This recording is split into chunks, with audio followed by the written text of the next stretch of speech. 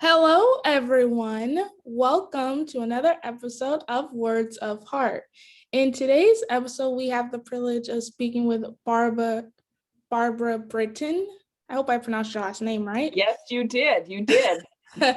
Thank you for joining me today, Barbara. I'm happy to be here. Awesome. So, Barbara, if you could tell my audience a bit about yourself, that would be great. I'm a multi-published author in biblical fiction and historical fiction. I've been married a long time. I have two 20-something young men, sons. I live in Wisconsin, and today we're going to talk about my publishing journey and how it intersected with something I'm very proud of, and that is I'm a 5-year breast cancer survivor. Wow, I truly admire you for being a survivor of breast cancer. Breast cancer, or any cancer for that matter, is really common in my family. So the fact that you were able to survive it, huge praise goes to you, because that's not easy to experience, I can imagine. Yeah, it was quite the journey I wasn't expecting. So, and really it all started, I was due for my yearly mammogram. And let me just say to the listeners out there and people watching, do make sure you get in for your yearly mammogram and do those monthly breast checks, because it was a little over 5 years ago, I got the call to come on in. And at that time, 3D imaging was very, very new. Now I believe it's standard place in all mammography. And they asked me, they said, hey, we have this new technology. It'll cost you about $50 extra. Would you like it? And I said, sure. And little did I know that that sure would basically save my life. So I went in and it was January of 2015. I had my mammogram, and as I'm waiting to get cleared to leave, they said, we need you to come back in and do some more film. And I knew that wasn't good. And after they did the additional film, they said, can you stick around? We want to do some ultrasound. And something kind of showed up on your imaging. So the tech did an ultrasound and didn't find anything. The radiologist came in and he did an ultrasound and didn't find anything. They pulled a young, hunky intern in to come in and do an ultrasound, and he didn't find anything. And they said, oh, it's new technology, maybe nothing, just follow up in 6 months. And let me tell everyone listening out there, if something shows up on your imaging, don't wait 6 months to come back. Really push for a biopsy, because what this 3D imaging had picked up was a tiny portion of a large tumor. So I was basically living with breast cancer for a long time. And if it hadn't been a slow growing tumor, I may not be here today. So don't wait to biopsy if something comes up on your imaging. So I didn't think too much about it. 3 ultrasounds, it must have been a fluke. And then about in March, I got my first book contract. And I was thrilled. It was for a novel called Providence, Hannah's Journey. And the theme to that book was God is in control, even in the chaos of life. And little did I know that I was going to be heading into some chaos. So as I'm working through the edits and on that book, I had to go back in for my 6-month follow-up. And this time the spot on my imaging was still there. And the radiologist started to panic. And I was like, why didn't you panic 6 months ago? So he was really pushing, you got to get in for a biopsy. You got to get in for a biopsy. So I had something else come up. So it was September actually before I got in for a biopsy. And I had the biopsy done. And I can still remember when they called me with the results. I was cooking dinner and I picked up the phone and they said, you have breast cancer. And it was like I was living in a dream. Everything was like slow-mo. And I'm trying not to burn my hamburger. And I remember picking up a pen. I'm a writer. I have pens everywhere. And writing everything down because I knew I probably wouldn't remember what they said. And she said, don't worry, it's small. So I wrote down, it's small. And when I talked to my surgeon, they did some other, um, imaging, and all they could pick up was this tiny piece of this larger tumor. So it goes to show you that even though we think we have all this medical technology, that sometimes cancer and disease can fake us out. So they were telling me, you're kind of at level 0. It's very small. Why don't we do a lumpectomy and you'll go in for some radiation and you'll be fine. So I thought I had dodged a bullet, and I was like, whew, I'm level 0.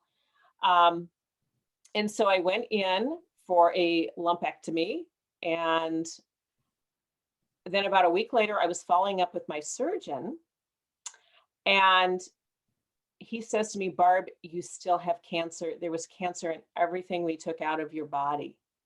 And I just kind of looked at him, and we had done some genetic testing because we had talked earlier, I have a lot of different cancers on both sides of my family. And we had done some genetic testing, and I turned out that I carried something called the BRCA1, which is a genetic mutation that can let breast cancer in and ovarian cancer, and you have a slight increased risk of pancreatic cancer. And he's like, you have this genetic mutation, I really think that you should have both your breasts removed and your ovaries removed, and you'll need to do the radiation, but we should talk about chemotherapy. And I looked at him, and I just started to cry. I was like, this was the worst thing. I was actually stage 2B. Cancer has like 4 stages, 1, 2, 3, 4. And I was actually at a stage 2B. So I can remember the next day I called the hospital. I'm like, I don't have any more appointments. We really need to get some appointments on the book. And they said, well, what do you want to do? And I said, I'm going for survival. I'm going to have my breasts removed and my ovaries removed. We're going to beat this thing. So I did go in. It was December. I went in like 2 weeks before Christmas for 6 hours of surgery, and had my breasts and ovaries removed. And at that time, I decided not to reconstruct. A lot of women will have reconstruction. But with my genetics, I decided that I didn't want to give cancer another attempt at my life. And if I had had reconstruction, it would have been like a 10 or 11-hour surgery. So it really is an involved surgery. So I was amazed. I got to my hospital room about 6 o'clock on a Wednesday, and I walked out of the hospital Friday morning. No pain, and I went home to recuperate. And it was funny because I got home, and what comes in the mail but my galley for my first book, which is the last read through before it goes to print. So you have to find all the errors. And I'm like, God, why are you giving me this galley right when I come home from the hospital? But, all through this cancer journey, God was so faithful in that I had all this work for the publication of my first book going on, which really was a nice diversion from the cancer diagnosis and being involved with all these medical tests and so forth. So it was the best of times, it was the worst of times, but God knew I needed a diversion from the cancer. And so after surgery, I went in and I had radiation for about 6 weeks. I didn't have to have chemotherapy because I had a slow growing tumor, and they can test the tumors nowadays, and you want to be an 18 or below on this oncotype test. And I was a 16. So the first test I really wanted to fail. And I didn't have to have chemotherapy. But all through this time, I really was very open. Like at my church, I asked people to pray for me. I set up a meal train when I got home from the hospital, because when you have cancer or some other diagnosis, sometimes people don't know what to do, but they want to help you. And so like with the meal train, people are happy to make a meal for you because they don't know how else to help. And so that was really a blessing. I used takethememeal.com, which makes it super easy to set up a meal train. And I just let people know what I was going through so that they could pray specifically for me. and really just uphold me. And I felt the power of prayer. I felt the power of prayer getting me through this, because I had some conversations with God about, hey, you're not going to take me home before my book comes out, are you? I've been working at this for 8 years. And yeah, praise be, you didn't. So I have, I think, 7 books published now, but God was faithful and he brought me through that. But I let people, I didn't suffer in silence. I let people come alongside me and help out and help my family. And I tell people that not to go the hard road alone. Please let people know what you're going through so they can offer prayer support or offer a ride to the hospital or bring you food or go shopping for you. And that way they can support you even if they don't know what to say.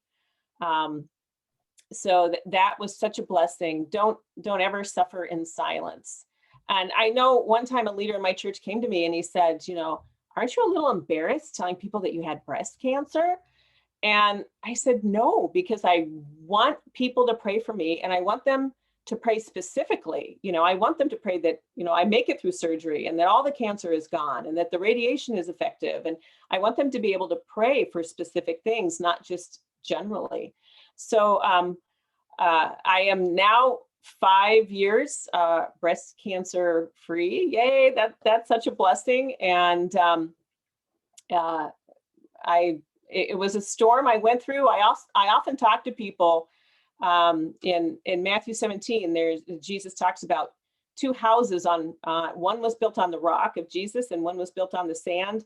And the storm came and beat against them and the water rose and the one on the rock of Jesus stood tall and the other one just fell flat.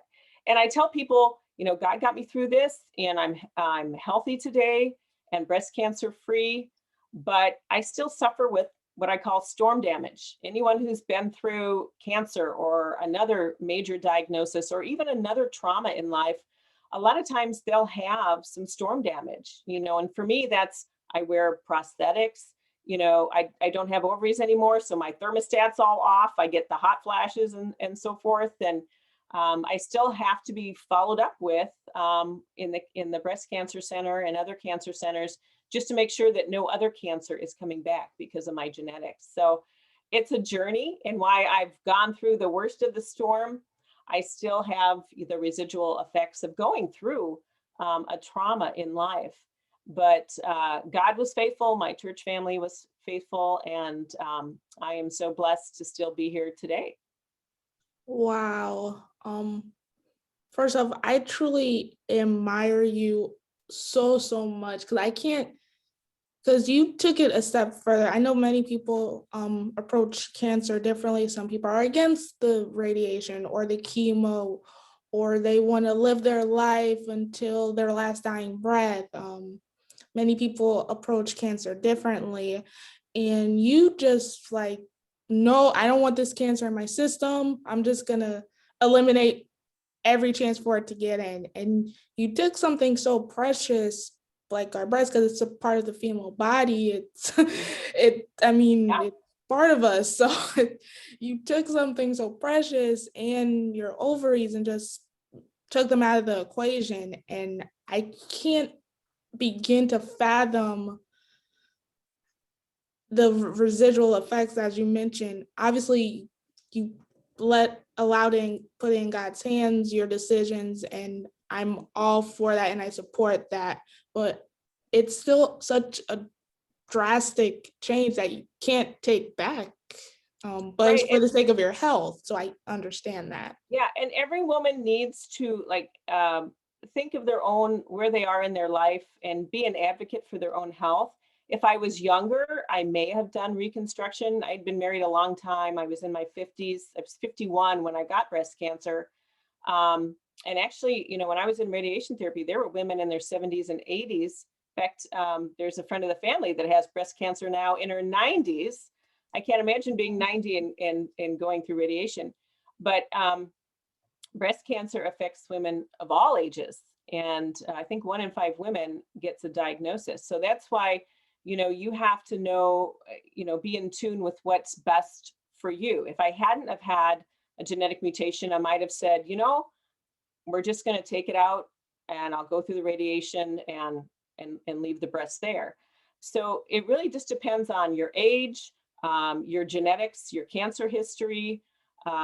There's a lot of things that come into play when you're trying to make a health decision. So you have to do what's best for you and advocate for your own health. But, it starts with doing the mammography and not waiting if something shows up. And then if you are going through cancer, make sure people know so they can, support you. And, cancer survivors, we go through, a lot of residual, you know, uh, things. I mean, I can remember the first time I went for my physical with my general doctor. And of course, the nurses don't check your chart or whatever. And the woman's like, "Oh, have you gotten your yearly mammogram?" And I was just like, "Oh, I don't need to do that. I don't have my breasts anymore." And I think she was a little shocked and like, I didn't expect to get that question. And so it was a little bit of an emotional hit for me. But then the second or third year, they learned not to ask that, or I just got better at knowing the question was coming. But there's, we all go through different things in life, whether it be, a miscarriage or like your recent diagnosis of diabetes, which changed your whole life and the way you eat and insulin.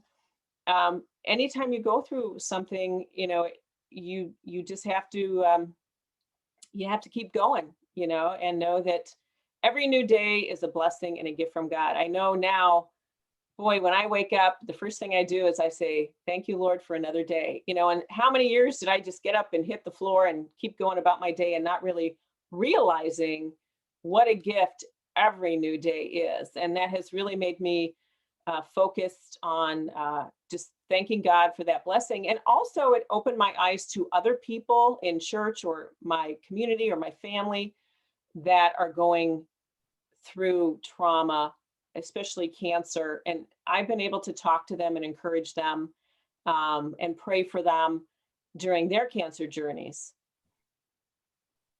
Wow.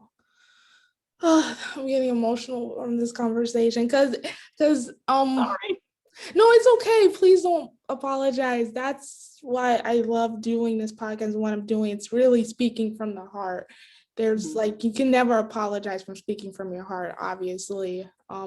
Plus this cancer is common in my family. As far as I know, everyone survived, but still, it affects people very deeply, and obviously you would know that having to experience it. So your books, you mentioned you've written a couple books. Right. I like to write biblical fiction where I bring little known or lesser known Bible characters to the page. I've been a Christian since the third grade, but there's some stories in the Bible that I just didn't know were in there. And some of them are really about women that have done wonderful things in the Bible. And I've written a historical fiction book that shows the struggles that veterans go through. And yeah, I never thought I would be an author. It was something God gave me a prompting to write later in life, and I had a lot of learning to do to figure out how to write a book that would be able to be published. And it took me about 8 years. And as I said, my first one, God is in control, even in the chaos of life, was a takeoff of the servant girl and the story of Naaman in 2 Kings 5. So I lived that. If I'd known I was going to live the theme to my book, I might have changed it. But yeah, so writing is really a passion of mine, just to write about young Bible characters that really have a faith in God and do amazing things, and that can encourage us today, because I always say God has the best storylines, but people haven't changed that much in over 2,000 years. We still struggle with the same blessings and afflictions and dysfunction. And so, yeah, so writing is what I spend most of my time doing now. And I'm just grateful I have the time to do it. Awesome. So how has your book thrived considering the season of chaos we are in with the pandemic? Actually, I had a couple books released right before the pandemic. And so one of them, the print edition, was delayed when everything shut down. But with people stuck at home with the pandemic, a lot of people turned to reading. And so the print sales of books and even the sales of electronic books have really skyrocketed during the pandemic because people were at home, they had time to read. And so that has been wonderful that more people are getting back to reading. And, as an author, I love readers. So I'm happy that, yeah, with people being at home and maybe having a little bit more disposable income to buy books, that they actually were buying books. And especially I write under the Christian fiction umbrella. So I was glad to see that Christian fiction did well during the pandemic. I didn't know I know there's a lot of books and genres, but I didn't know there was I don't think I ever really knew there was many books under the category of Christian fiction. So I will definitely have to look more into that and perhaps look up your book and read it as well, because I'm a Christian from the episodes you picked up on. So my faith is very much important to me. And I love the fact that people are seeking a higher power during this unfortunate season we are in, because he's the greatest source of comfort, in my opinion. Definitely, definitely. Yes, and usually the Christian fiction is put with the Bibles in the religious section. And a lot of them have themes like, well, I write Bible stories, but a lot of like the romance and the romantic suspense and the thrillers, they all have a sense of themes of redemption and forgiveness and the change God can make in your life. So I think that's why they resonate with a lot of people that maybe, during the pandemic were a little depressed, were scared, or dealing with anxiety, is these books gave them a sense of hope, that God is in control, even in the chaos of life, even during the pandemic, even when everything, might seem that it's not going like you thought it would go, but God has a plan. And so I just am thankful that God has blessed me with 5 more years, and I'm just grateful for every new day, and that he's given me a passion to write. So so I hope people will take to heart about putting their health first too. I know during the pandemic a lot of testing was pushed off, like mammography or other testing. People didn't go in and see their general physicians, but do make your health a priority and advocate for that, because we saw even with the pandemic, people that hadn't kept their health up, they were the hardest hit. And so I always say this to my children too, because they're mid to late 20s, so they're not necessarily listening to mom all the time, but I always encourage them, make sure you get in for your physical, make sure you get into the dentist, get your eyes checked. It's very important to keep up with your health, because you don't want to lose it. Right. And I made this a point not too long after I got diagnosed and this shutdown started to occur. You really don't understand your health as well as you think you do. So it's really important to keep it in check. I thought I understood my body pretty well, but then it decided to turn on me, and I got sick, and I could have turned into dust at any given moment. But there was a silver lining to the unfortunate state I was in, even though I didn't know what that reason was yet. God saw what was happening to me. It was like, you have diabetes, there's your answer, you're not gonna die. I'm trying not to have a smile on my face, but that's the unfortunate truth to what could have happened to me. I could have died because I didn't know it was diabetic related at the time. But he gave me the answer, he gave me the solution. Your diagnosis is going to give your life more purpose. And from there, it pretty much launched this podcast in a way. He gave my life more purpose. He wanted me to be a warrior for change.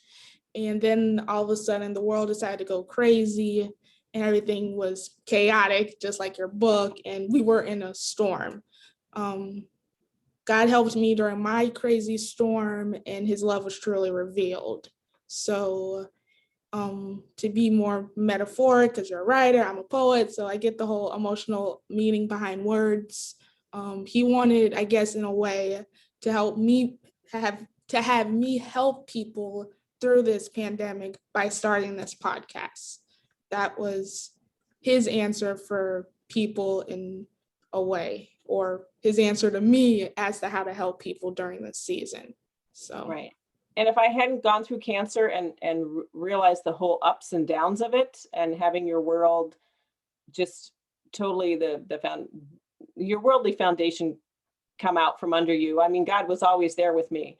right. But now I can relate to people who are going through a medical diagnosis that is scary, and they know that I understand because I've been there. And so, that's why I do talk about my breast cancer and not keep it a secret, is because I've been able to help other people who've had the same diagnosis or a similar diagnosis, and just be an encouragement to them when they go through tough medical crisis. Right. And I truly, truly admire you for sharing that.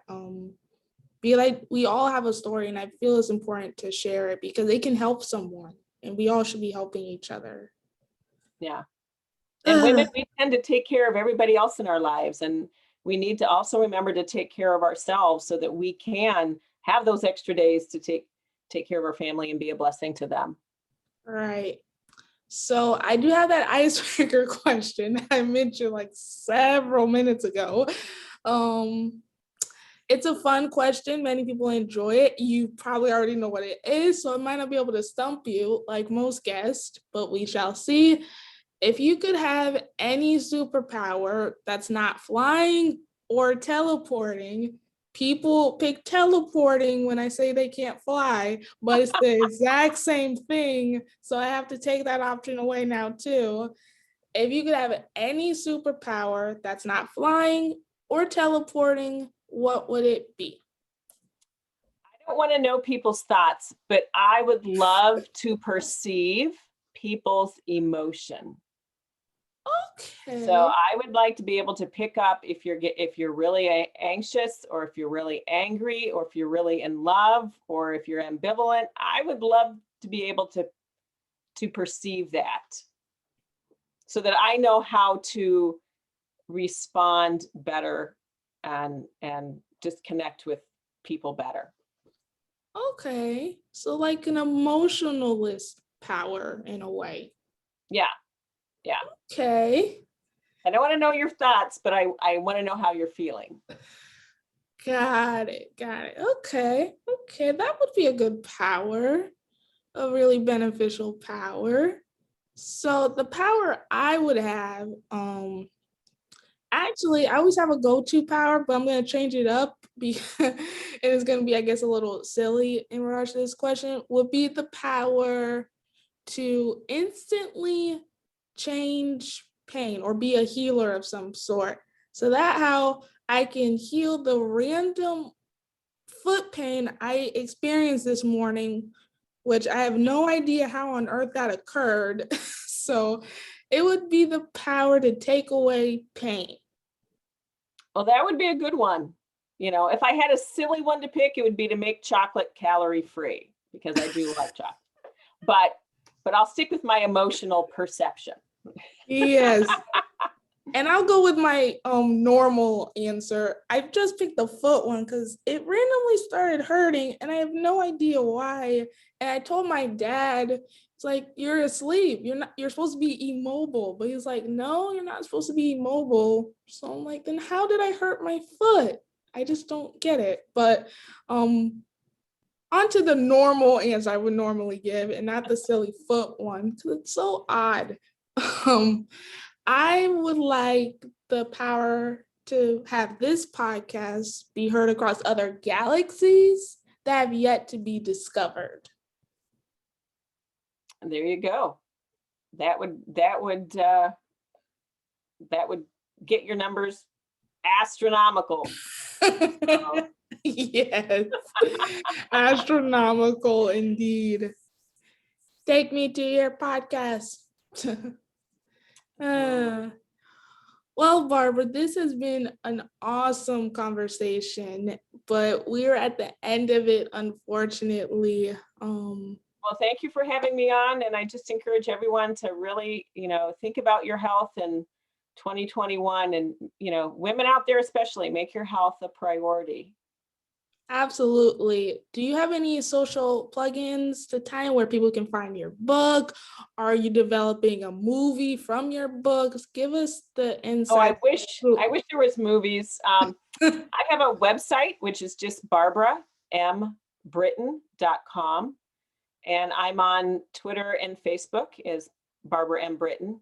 So if you Google my name, all my books will pop up, and you'll see all the pretty ladies on my covers. So, but yeah, if you like to learn about the Bible in a fun way, I love writing about God's word.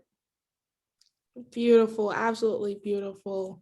Thank you again, Barbara, for joining me today. This was an Well, amazing conversation. thank you for having me on Words at Heart. So, Awesome. To all my listeners, stay healthy, stay safe, keep your health in check. Every single one of you, please don't take it lightly considering what's going on.